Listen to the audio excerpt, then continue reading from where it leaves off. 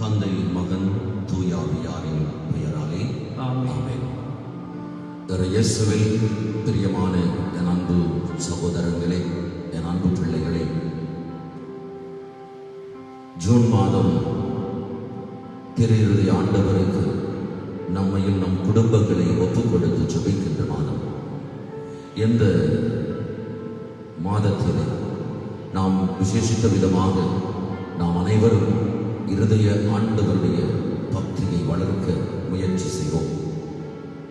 திரு ஆண்டவர் நம் ஒவ்வொருவருடைய குடும்பத்திலும் தலைவராக, அரசராக வீற்றிருக்கிறார், நம்மை வழிநடத்துகிறார் என்பதை நன்கு அறிந்து கொண்டவர்களாக இன்று வெள்ளிக்கிழமை இந்த நாளிலே விசேட விதமாக இந்த காணொளியை பார்த்து கொண்டிருக்கின்ற என் அன்பு பிள்ளைகளே, உங்களை நீங்களே ஒப்புக் கொடுத்து சொல்லியுங்கள். இன்றைய நற்செய்தி வாசகமானது மத்தேயு எழுதிய நற்செய்தி அதிகாரம் 6:19 வசனத்திலே இவ்வாறு சொல்லப்படுகிறது: மண்ணுலகில் உங்களுக்கென செல்வத்தை சேமித்து வைக்க வேண்டாம். மண்ணுலகில் உங்களுக்கென செல்வத்தை சேர்த்து வைக்க வேண்டாம். இங்கே பூச்சியும் புழுவும் அழித்துவிடும், திருடரும் அதை கன்னமிட்டு திருடுவர். ஆனால் விண்ணுலகில் உங்கள் செல்வத்தை சேமித்து வையுங்கள். அங்கே பூச்சியோ புழுவோ அழிப்பதில்லை, திருடரும் கன்னமிட்டு திருடுவதில்லை. உங்கள் செல்வம் எங்கு உள்ளதோ அங்கே உங்கள் உள்ளமும் இருக்கும் என்று இயேசு ஆண்டவர் சொன்னார். பிரியமானவர்களே, ஆண்டவர் நம் ஒவ்வொருவரையும் ஆசீர்வதித்திருக்கிறார் என்று தான் சொல்ல வேண்டும். நம்முடைய அன்றாட வாழ்க்கையிலே ஆண்டவர் ஏராளமான நன்மைத்தனங்களை செய்திருக்கிறார் என்று தான் சொல்ல வேண்டும். உதாரணத்துமாக இன்று நம் ஒவ்வொருவருடைய வாழ்க்கையையும் எடுத்து பாருங்கள். குடிசை வீட்டில் இருந்தவர்கள் இன்று கல்வீட்டில் இருக்கிறார்கள். கல்வீட்டில் இருப்பவர்கள் மாடி வீட்டில் இருக்கிறார்கள். சாதாரண ஏழையாக இருந்தவர்கள் ஓரளவு பணக்காரர்களாக இருக்கிறார்கள். ஓரளவு பணக்காரராக இருந்தவர்கள் கோடீஸ்வரராக இருக்கிறார்கள். இத்தனைக்கும் காரணம் என்ன? யார் இதற்கு காரணம் என்று கேட்டால் அது இயேசு ஆண்டவர் தான் என்று சொல்ல வேண்டும். ஏனென்றால் அவருடைய ஆசீர்வாதத்தாலே தான் நாம் வாழ்ந்து கொண்டிருக்கின்றோம். நாம் உயர்வது ஆண்டவருடைய ஆசீர்வாதத்தினால், நாம் மகிழ்ச்சியாக இருப்பது ஆண்டவருடைய ஆசீர்வாதத்தினால், நாம் நலத்தோடு பாதுகாப்பாக இருப்பதும் ஆண்டவருடைய ஆசீர்வாதத்தினாலே தான். பிரியமானவர்களே, எனவேதான் ஆண்டவர் இயேசு நம் ஒவ்வொருவரையும் ஏதோ ஒரு விதத்திலே பல்வேறு விதமாக ஆசீர்வதித்திருக்கின்றார். நம் ஒவ்வொருவரையும் பாதுகாத்திருக்கிறார். சாலமோன் மன்னன் 1 அரசர்கள் 11ஆம் அதிகாரத்தை நாங்கள் வாசிக்கின்ற பொழுது சாலமோன் மன்னனுக்கு நிறைவான ஆசீர்வாதத்தை ஆண்டவர் கொடுத்தார் அல்லவா? ஆண்டவர் கேட்கிறார் சாலமோன் மன்னனிடம், உனக்கு என்ன வேண்டும்? சாலமோன் மன்னன் கேட்டான், எனக்கு ஆண்டவரே ஞானத்தை, இந்த மக்களை வழிநடத்துகின்ற நல்ல ஞானத்தை தாரும் என்று கேட்டான். ஆண்டவர் அப்படியே கொடுத்தார். நாடுகளுக்கெல்லாம் தலைவரானார். ஆனால் இந்த சாலமோன் கடவுளுடைய ஆசீர்வாதத்தை படிப்படியாக இழக்கத் தொடங்கினான். எப்படி இழக்கத் தொடங்கினான்? சாலமோன் கடவுளிடமிருந்து தன்னை விடுவித்துக் கொள்ளுகிறான். வேதத்திலே சொல்லப்படுகிறது, அவனுக்கு 700 வைப்பாட்டிகளும் 300 மனைவிகளும் இருந்தார்களாம். இந்த பெண்கள் சாலமோனையும் கடவுளையும் பிரிக்கத் தொடங்கினார்கள். சாலமோன் என்ன செய்கின்றான்? வேற்று தெய்வங்களை எல்லாம் வழிபட அவன் ஆயத்தமாகிறான்.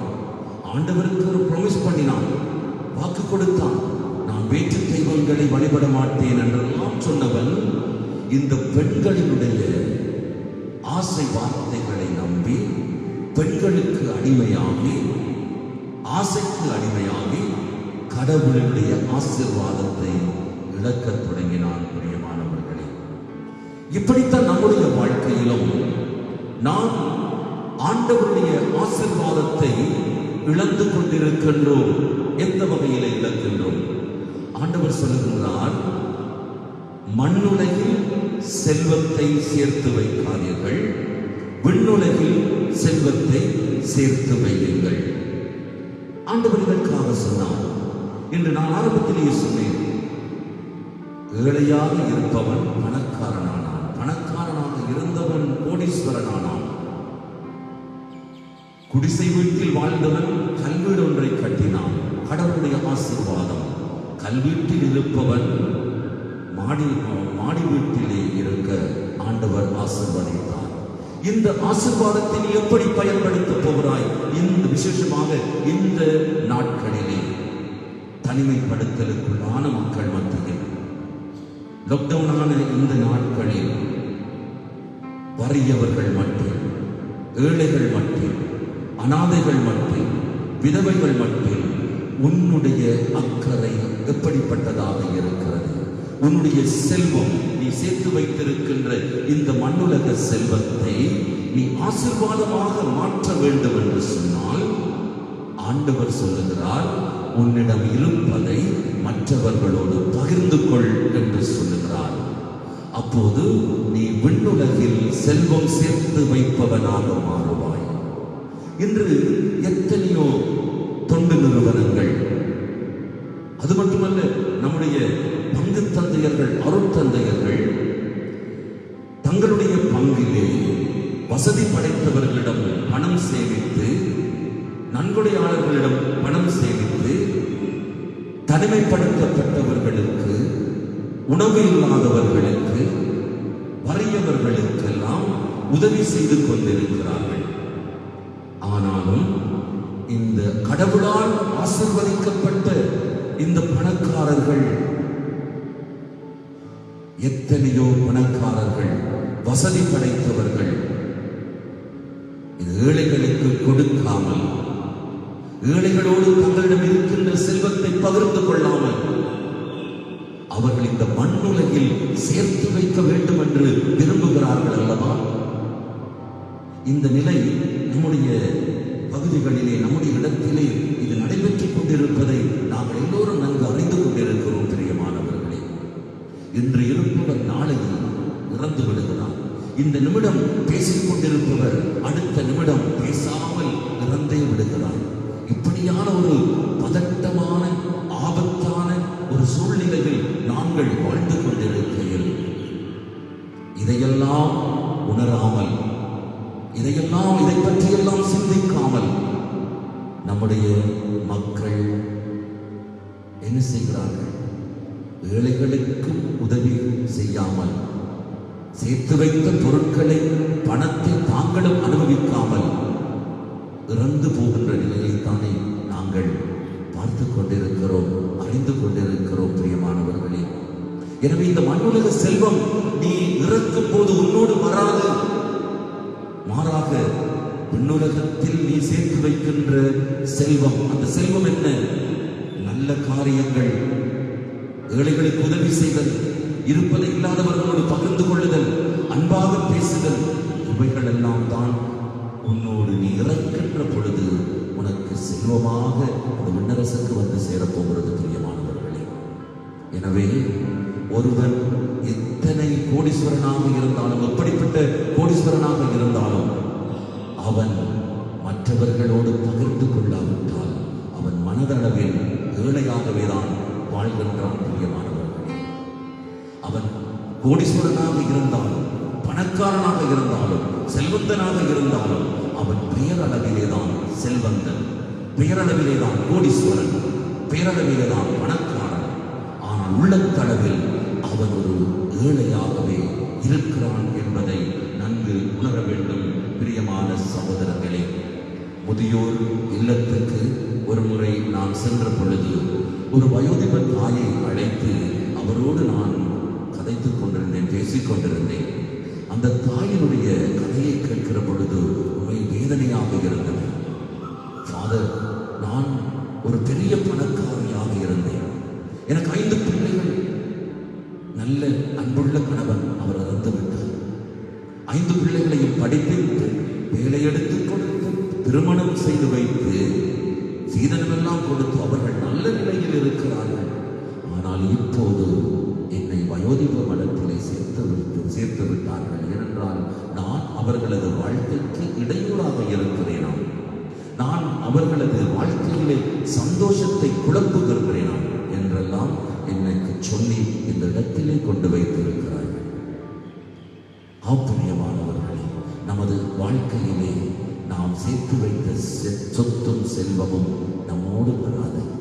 இறுதியிலே நாம் ஒரு அநாதை இல்லத்திலே தான் அல்லது ஒரு அடைக்கலம் போகின்ற ஒரு இடத்திலே தான் நாங்களும் வாழப்போகின்றோம். பிரியமானவர்களே, மாற்கு நற்செய்தி 10ஆம் அதிகாரம் 21வது வசனத்திலே 21வது வசனத்திலே இவ்வாறு சொல்லப்படுகிறது. மாற்கு நற்செய்தி 10ஆம் அதிகாரம் 21வது வசனம் தொடங்கி இவ்வாறு சொல்கிறது. ஒரு பணக்காரன், ஒரு செல்வந்தன் இயேசு ஆண்டவரை பின் செல்ல விரும்புகிறான். நல்ல போதகரே, அவன் சொல்கிறான் இயேசுவை பார்த்து, நல்ல போதகரே, நான் நிலைவாழ்வை பெற்றுக்கொள்ள, நிலைவாழ்வை சுவீகரித்துக் கொள்ள என்ன செய்ய வேண்டும் என்று சொல்ல, ஆண்டவர் இயேசு அவனுக்கு சொல்லுகிறார், கொலை செய்யாதே, விபச்சாரம் செய்யாதே, பொய்ச்சான்று சொல்லாதே, அதாவது கட்டளைகளை கடைப்பிடி, உன் தாய் தந்தையை மதித்து நட என்றெல்லாம் ஆண்டவர் இயேசு அவனை பார்த்து சொல்லுகிறார். அவன் சொல்லுகிறான், ஆண்டவரே, நான் இளமையாக இருக்கின்ற பொழுதிலிருந்து இவற்றையெல்லாம் கடைபிடித்து வருகிறேனே என்று சொல்ல, ஆண்டவர் இயேசு சொல்லுகிறார், உன்னிடம் ஒன்று குறைபடுகிறது. ஆண்டவர் இயேசு எப்படி பார்க்கிறார்? அன்பொழுக பார்க்கிறார், அன்பொழுக பார்க்கிறார் என்று வேதம் சொல்லுகிறது. அன்பொழுக அவனை உற்று நோக்கி பார்த்து அந்த இளைஞனை பார்த்து சொல்லுகிறான், ஒன்று உன்னிடம் குறைபடுகிறது. அது என்ன? உன்னிடம் இருப்பதையெல்லாம் விற்று ஏழைகளுக்கு கொடு, அப்போது நீ நிறைவாழ்வை சுவீகரித்துக் கொள்ளுவாய், விண்ணரசை சுவீகரித்துக் கொள்ளுவாய் என்று ஆண்டவர் இயேசு சொல்ல, அந்த பணக்கார செல்வந்தன் அவன் முகவாட்டத்தோடு சென்றானாம். பிரியமானவர்களே, இங்கு பாருங்கள், இயேசுவிடம் வந்து வேத புத்தகத்திலே நாங்கள் வாசிக்கின்றோம், இயேசுவிடம் வந்தவர்கள் எல்லாம் முகமலர்ச்சியோடு தான் சென்றிருக்கிறார்கள், ஆசீர்வாதத்தோடு தான் சென்றிருக்கிறார்கள்.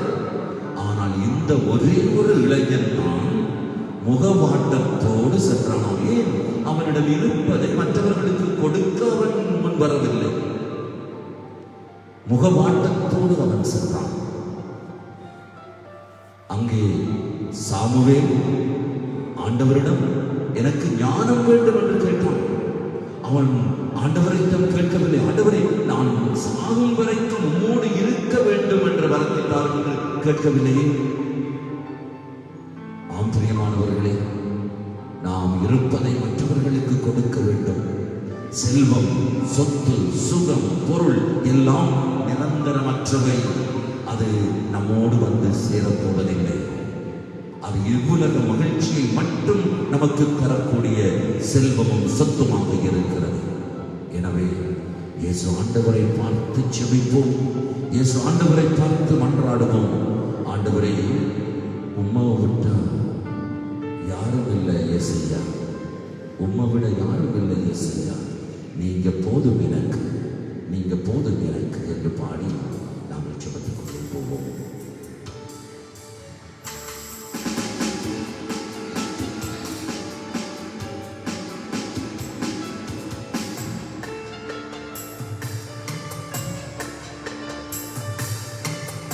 உம்மை விட்டா யாரும் இல்லை இயேசையா,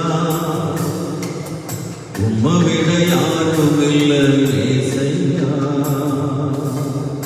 உம்மை விட்டா யாரும் இல்லை இயேசையா,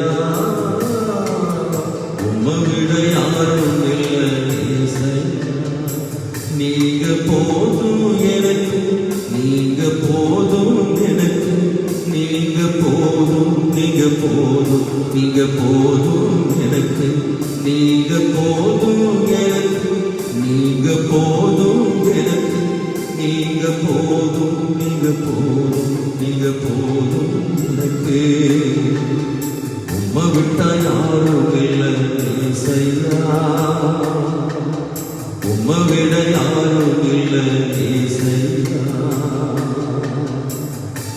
ஆண்டவரே, நீர் ஆபிரகாமின் தேவன், ஈசாக்கின் தேவன், யாக்கோபின் தேவன், எல்லாமுமாக நீர் இருக்கிறீரே.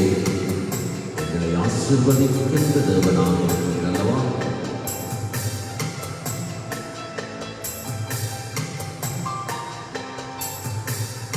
ஆபிரகாமின் தேவன் நீர்தானையா, ஈசாக்கின் தேவன் நீர்தானையா, யாக்கோபின் தேவன் நீர்தானையா, என்னுடைய தெய்வம் நீர்தானையா. ஆபிரகாமின் தேவன் நீர்தானையா, ஈசாக்கின் தேவன் நீர்தானையா, யாக்கோபின் தேவன் நீர்தானையா, என்னுடைய தெய்வமும் நீர்தானையா. என்னுடைய உழைப்பை வந்து பறித்துக் கொண்டாலும் என் தலை உயர்த்துபவர் நீர்தானையா. என்னுடைய உழைப்பை வந்து பறித்துக் கொண்டாலும் என் தலை உயர்த்துபவர் நீர்தானையா. நீங்க போதும் எனக்கு, நீங்க போதும் எனக்கு, நீங்க போதும், நீங்க போதும், நீங்க போதும் எனக்கு, நீங்க போதும் எனக்கு, நீங்க போதும் எனக்கு, நீங்க போதும், நீங்க போதும், நீங்க போதும் எனக்கு.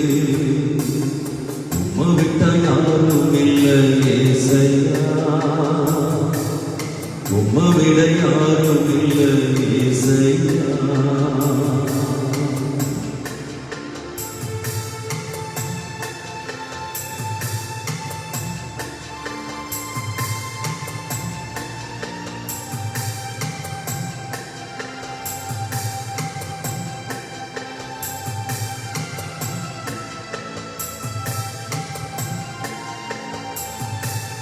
பார்வோனின் சேனையை பின்தொடர்ந்தாலும் செங்கடலின் வழியை தடுத்து விட்டாலும் அதையொன்று பெண்ணுந்தவன் நீருக்க ஆனானின் பயணத்திற்கு தடையில்லை. பார்வோனின் சேனையை பின்தொடர்ந்தாலும் செங்கடலின் அதையொன்று பண்ணுந்தவன் நீருக்க ஆனாலும் பயணத்துக்கு தடையில்லை. உள்ள இடங்களில் நீத்திடுவீரே, நன்மையும் கிருபையும் தொடரச் செய்வீரே. உள்ள இடங்களில் நீத்திடுவீரே, நன்மையும் கிருபையும் தொடரச் செய்வீரே. நீங்க போதும் எனக்கு, நீங்க போதும் எனக்கு, நீங்க போதும், நீங்க போதும், நீங்க போதும் எனக்கு, நீங்க போதும் எனக்கு, நீங்க போதும் எனக்கு, நீங்க போதும், நீங்க போதும், நீங்க போதும் எனக்கு. உம்மை விட்டா யாரும் இல்லை இயேசையா, உம்மை விட யாரும் இல்லை இயேசையா, உம்மை விட்டா யாரும் இல்லை இயேசையா, உம்மை விட யாரும் இல்லை இயேசையா. நாம் ஜெபிப்போம், ஆண்டவரை பார்த்து ஜெபிப்போம், நம்மை நாமே ஒப்பு கொடுத்து ஜெபிப்போம், ஆண்டவருடைய கரங்களிலே நாம் ஒப்பு கொடுத்து ஜெபிப்போம். எங்களை அன்பு செய்கிற ஆண்டவரே, வல்லமையும் ஆசீர்வாதமும் நிறைந்த எங்கள் அன்பு தகப்பனே இறைவா, இதோ இந்த காணொளியை பார்த்து கொண்டிருக்கின்ற ஒவ்வொரு பிள்ளைகளையும் நீர்தாமே ஆசீர்வதியும் ஆண்டவரே. ஆண்டவரே, இந்த உலகத்திலே நாங்கள் சேமித்து வைக்கின்ற செல்வம் நிரந்தரமற்ற செல்வம். ஆண்டவரே, விண்ணுலகில் தேவன் சேர்த்து வைக்கின்ற செல்வமே எங்களுக்கு ஆதாயமாகும் என்று நீர் சொல்லி இருக்கிறீர்கள். ஆண்டவரே, இந்த உலக வாழ்க்கை பொய்யான வாழ்க்கை. ஆண்டவரே, பொய்யான உலகத்தில் நாங்கள் வாழ்ந்து கொண்டிருக்கிறோம். மாயான உலகத்தில் வாழ்ந்து கொண்டிருக்கிறோம். நிரந்தரமற்ற உலகத்திலே நாங்கள் ஜீவித்துக் கொண்டிருக்கிறோம். பெரிய ஆண்டவரே, ஆமாண்டவரே, இந்த நிரந்தரமற்ற உலகில் நாங்கள் எப்படித்தான் வாழ்ந்தாலும், எவ்வளவு செல்வத்தோடு வாழ்ந்தாலும், நாங்கள் பணத்தோடு வாழ்ந்தாலும், அழகோடு வாழ்ந்தாலும், ஆனால் இந்த உலகம் நிரந்தரமற்ற உலகம். ஆண்டவரே, அழிந்து போகின்ற உலகத்திலே நாங்கள் வாழ்ந்து கொண்டிருக்கிறோம். அழிந்து போகிற உடலை நாங்கள் பராமரித்துக் கொண்டிருக்கின்றோம். அழியாத ஆன்மாவை நாங்கள் காப்பாற்ற மறந்து விடுகிறோம். ஒருவன் இந்த உலகமெல்லாம் தனதாக்கிக் கொண்டாலும் தனது ஆன்மாவுக்கு கேடு விளைவித்தால் என்ன பயன் என்ற வார்த்தைகளை நாங்கள் மனதிலே இருத்தாமல், ஆண்டவரே, நாங்கள் இந்த உலகத்திலே இருக்கின்ற சந்தோஷத்தையும் மாயை கவர்ச்சிகளையும் தேடி தேடி அலைந்து கொண்டிருக்கின்றோமே. ஆண்டவரே, எங்களை ஆசீர்வதியும், எங்களை காப்பாற்றும். ஆண்டவரே, இந்த பயங்கரமான கொள்ளை நோய் எங்களை தீண்டுகின்ற இந்த நாட்களிலே, வேகமாக பரவிக் கொண்டு வருகின்ற இந்த நாட்களிலே, ஆண்டவரே, நீர் ஒருவரே எங்களை காப்பாற்ற வல்லவர், நீர் ஒருவரே எங்களை ஆசீர்வதிக்க வல்லவர், நீர் ஒருவரே எங்களுக்கு மேலானவர் என்பதை நாங்கள் உணரப் பண்ணும். ஆண்டவரே, எங்களை தொடுங்க இயேசுவே, எங்களை ஆசீர்வதியுங்க. ஆண்டவரே, எங்களை எப்போதும் உமது கருத்துக்குள்ளே வைத்து பாதுகாருங்க. ஆண்டவரே, ஆண்டவரே, எத்தனையோ குடும்பங்கள் இன்று வறுமையிலே, கஷ்டத்திலே வாழ்ந்து கொண்டிருக்கிறார்கள். ஒருவேளை உணவு இல்லாமல் கஷ்டப்பட்டு கொண்டிருக்கிறார்கள். ஆண்டவரே, மற்றவர்களுக்கும் நாங்கள் பகிர்ந்து கொடுக்க வேண்டும் என்ற நல்ல மனப்பான்மையை எங்கள் ஒவ்வொருவருக்கும் நீங்கள் தாங்க. ஆண்டவரே, மேலுமாக படித்துக் கொண்டிருக்கின்ற பிள்ளைகள், வாழ்க்கையிலே முன்னேற வேண்டும் என்று படித்துக் கொண்டிருப்பவர்கள், அவர்களுக்கு அறிவையும் ஞானத்தையும் நீர் கொடுத்து அவர்களை அவர்களுக்கு ஆசீர்வாதமிக்க வாழ்க்கையை கொடுத்தருளும். ஆண்டவரே, எல்லா பிள்ளைகளும் உம்மை தேடி வர, உம்மை நாடி வர உமது வல்லமையை அவர்களுக்கு வெளிப்படுத்துங்க இயேசுவே. இன்று எத்தனையோ குடும்பங்கள் மன நோயினால், மன வேதனையினால், உடல் நோயினால் பாதிக்கப்பட்டிருக்கிறார்கள். ஆண்டவரே, அவர்களை தொட்டு ஆசீர்வதியுங்க. உமது கரம் பட்டாலே, உமது நிழல் பட்டாலே, உமது ஆடையின் விளிம்பை தொட்டாலே நாங்கள் நலமடைவோம், குணமடைவோம் என்றெல்லாம் எத்தனையோ மக்கள் உம்மை தேடி வந்தார்களே. ஆண்டவரே, ஒரு வார்த்தை சொல்லும் எனது ஊழியன் நலமடைவான் என்று நூற்றுவத் தலைவன் வைத்திருந்த நம்பிக்கையை எங்களுக்கும் மிகுதியாக்கும். அந்த நம்பிக்கையை மிகுதியாக்கும். ஆண்டவரே, நாங்களும் உமது அன்பிலே வாழ, பராமரிப்பிலே வாழ எங்களுக்கு ஆசீர்வாதத்தை நிறைவாக தாரும். ஆண்டவரே, இன்னும் எத்தனையோ பிள்ளைகள் திருமண வரன் வேண்டும், நல்ல வாழ்க்கை கிடைக்க வேண்டும் என்று ஜெபிக்கும்படி கேட்டிருக்கிறார்கள். ஆண்டவரே, நல்ல திருமண வரனை அவர்களுக்கு கொடுத்து நல்ல வாழ்க்கை அமைத்து, ஆண்டவரே, ஒரு நல்ல கிறிஸ்தவ குடும்பமாக கிறிஸ்தவ விழுமியங்களை பின்பற்றி வாழுகின்ற நல்ல குடும்பமாக ஒவ்வொரு குடும்பமும் மாற, ஆண்டவரே, நல்ல வாழ்க்கையை ஒவ்வொரு பிள்ளைகளுக்கும் நீர் கொடுத்தருளும். ஆண்டவரே, எத்தனையோ பிள்ளைகள் திருமணமாகி பல வருடங்களாக பிள்ளை பாக்கியம் இல்லாமல் இருக்கிறார்கள். ஆண்டவரே, அந்நாள் அழுது செபித்தாள், கண்ணீரோடு செபித்தாள். அவளுடைய அழுகுகளை நீர் கேட்டீர் அல்லவா? அவளுக்கு ஏராளமான பிள்ளை செல்வங்களை கொடுத்தீரே. அதுபோல பிள்ளை பாக்கியம் வேண்டும் என்று செபித்துக் கொண்டிருக்கின்ற, கண்ணீரோடு செபித்துக் கொண்டிருக்கிற ஒவ்வொரு பிள்ளைகளின் கற்பத்தின் கனிகளையும் நீர் திறந்து விடும். ஆண்டவரே, இன்னும் எத்தனையோ பிள்ளைகள் பல வருடங்களாக பிள்ளை பாக்கியம் இல்லாமல் இருந்து உமது ஆசீர்வாதத்தினால், உண்மையில் வைத்த நம்பிக்கையினால் அவர்கள் பிள்ளை பாக்கியத்தோடு இருக்கிறார்கள், பிள்ளைகளை பெற்றிருக்கிறார்கள். ஆண்டவரே, அதற்காக நாங்கள் நன்றி கூறுகிறோம். ஆண்டவரே, நன்றி ஆண்டவரே, செபிக்கிறோம். ஆண்டவரே, எங்களை ஆட்கொள்ளும். ஆண்டவரே, எங்களை ஆட்கொள்ளும். எங்களிடத்திலே வாரும், இந்த இடத்திலே வாரும். எங்களை தொடுங்க இயேசுவே, எங்களை தொடுங்க இயேசுவே. ஆமென்.